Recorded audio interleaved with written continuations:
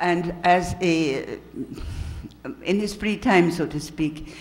he attempted to construct some kind of model of a socialist economy. I don't think he ever succeeded in solving these problems theoretically.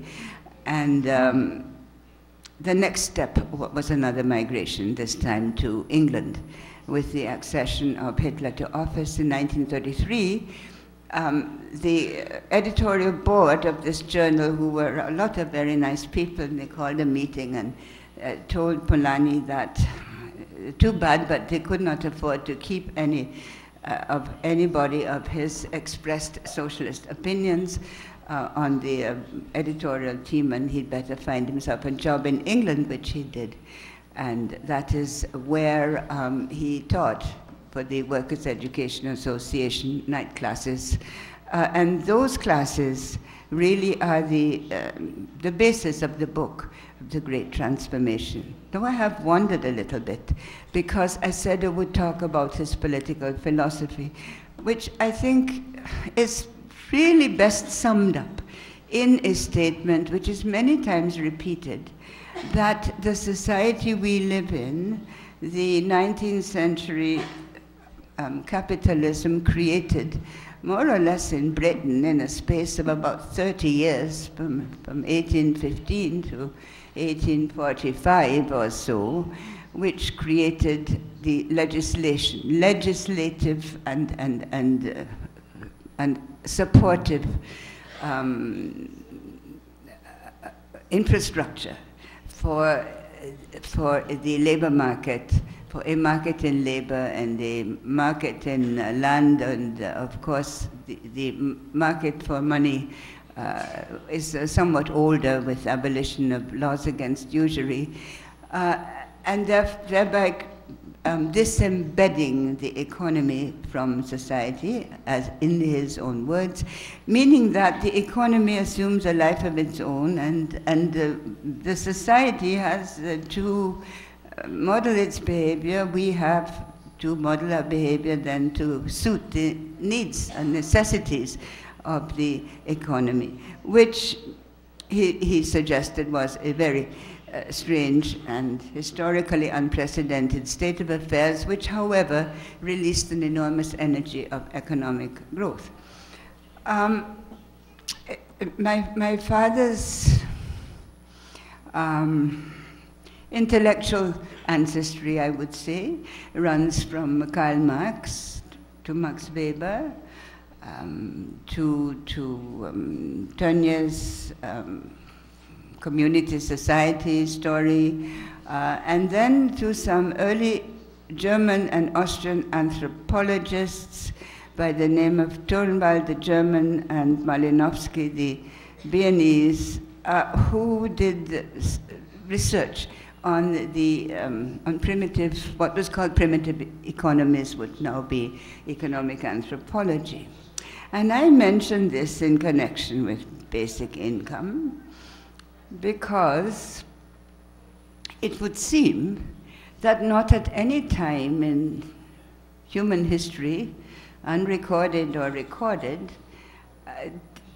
did we have a situation where individuals or individual families would be permitted to fall into destitution or into starvation or hunger, other than when the society as a whole fell upon bad times. So the society, primitive societies, we had failing harvests and so on, there would be shortage. But there would be not such a thing as individuals doing without the basic necessities of life, while the rest of society, so to speak, was okay. This idea, the idea of motivating people to work on fear of hunger, as well as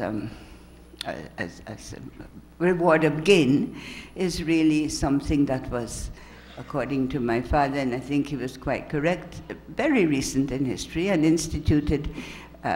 in the early 19th century. So on those grounds alone, and without taking the story any further, I would say that the idea of a share in the social product as a citizen right,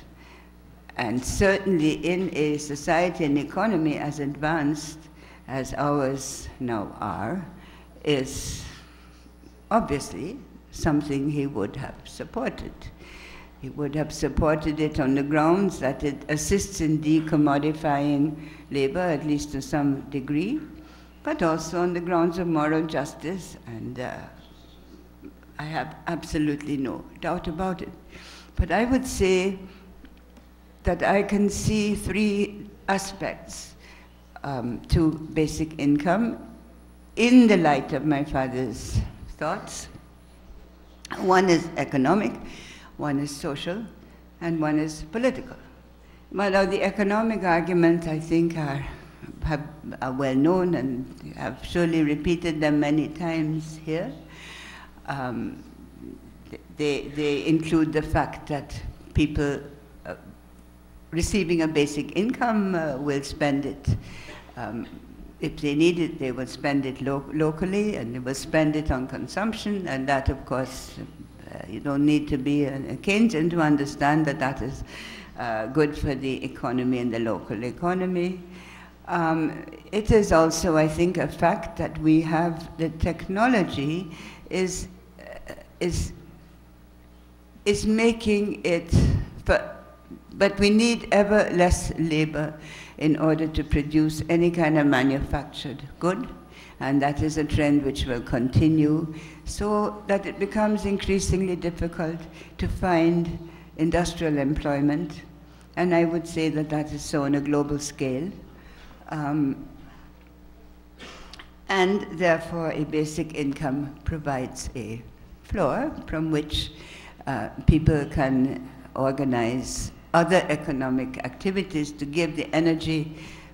in order to move from there. So those are economic arguments, perhaps not very interesting and fairly straightforward. The social argument, I think, is of course the most important. That is an issue of social justice. Because where there is no social justice in a society, I would suggest that apart from the fact that that is obviously not a good society, it is also not a society that has the capacity to advance in terms of economic development. And there is every evidence that societies that are more egalitarian, that are less riddled by inequities and injustices, that have greater social cohesion, also have been much more successful in economic development. So speaking as an economist, I would say that the ultimate basis of the capacity for developing countries to engage in strong economic development has to do with what is at the social base, the degree of cohesion and the degree of perception of justice and of hope of sharing in the advancements of the society. And then there is a political reason, and this I find particularly interesting because